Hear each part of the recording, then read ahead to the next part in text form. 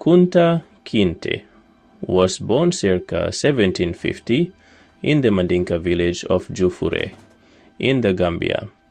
He was raised in a Muslim family, deeply rooted in the traditions and teachings of Islam.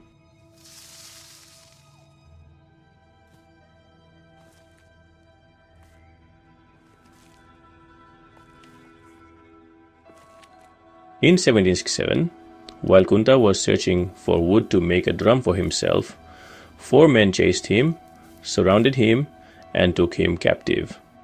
Kunta awoke to find himself blindfolded, gagged, bound, and a prisoner. He and others were put on the slave ship, the Lord Ligonier, for a harrowing 4-month voyage to North America.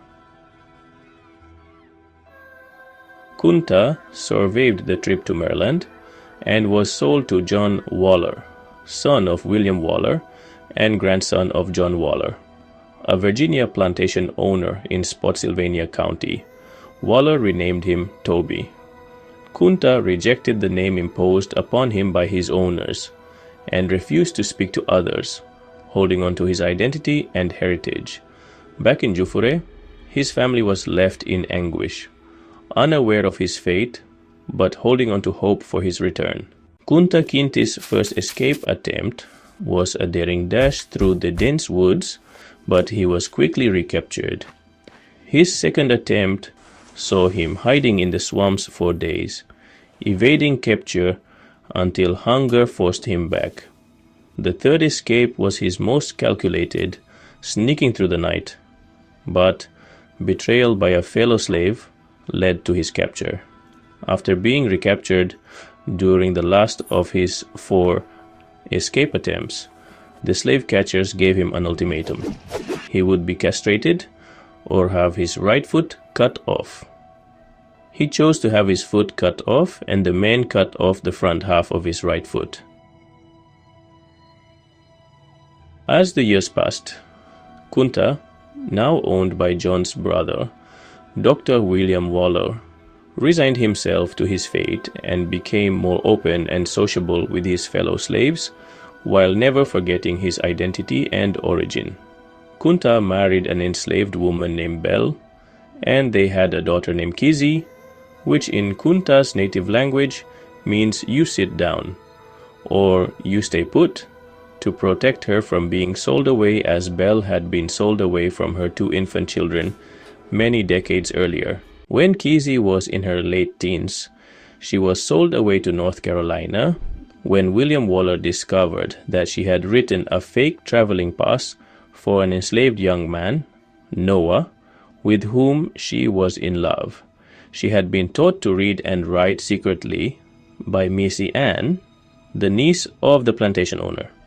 Her new owner, Thomas Leigh, immediately raped her.